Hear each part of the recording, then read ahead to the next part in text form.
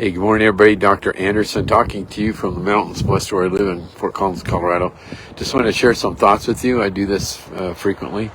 And the thought today is about weight gain that you may be having, especially with nerve pain, because there are two kind of drugs that are used quite frequently. They're gabapentin and Lyrica are the names.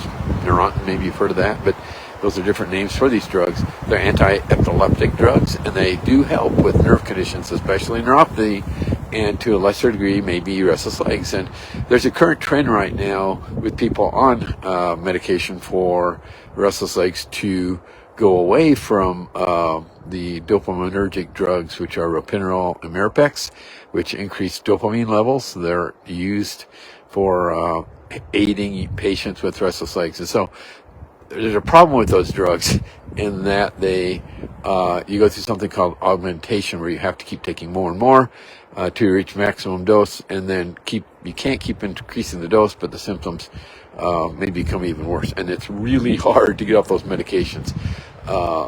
The withdrawal symptoms can be very, very devastating for some people. But my point in this video today is just to explain there are significant challenges with weight gain, especially with gabapentin and Lyrica. I've had patients that have reported 40 pounds, maybe even as much as 60 pounds of increased weight. Imagine how detrimental that is to your body. It's amazing. And that's something that you need to be aware of if you're going onto those drugs. And if you aren't on those drugs and you have gained that much weight, you should be looking at other options. As you know, we do surgeries. We open up nerve tunnels in the lower extremity. That's one of our main options to help you, because we believe that for over 20 years now, we've been opening up tight tunnels in the extremities of the lower extremity to reverse neuropathy. We're also doing this now for restless legs for probably about 11 or 12 years. So those are other options to consider, but maybe yours isn't that bad, or maybe you're a little concerned about going with a surgical option. A couple things minimally that you need to think about, I would say, is really think about intermittent fasting. It's a practice I do. You can look this up all over the internet. It's really, really healthy. And make sure if you have severe diabetes, you might want to consult with your doctor first. But it's amazing how much it can help you. It's very, very healthy for your body. May have a positive impact on your nerves, and it helps with weight reduction.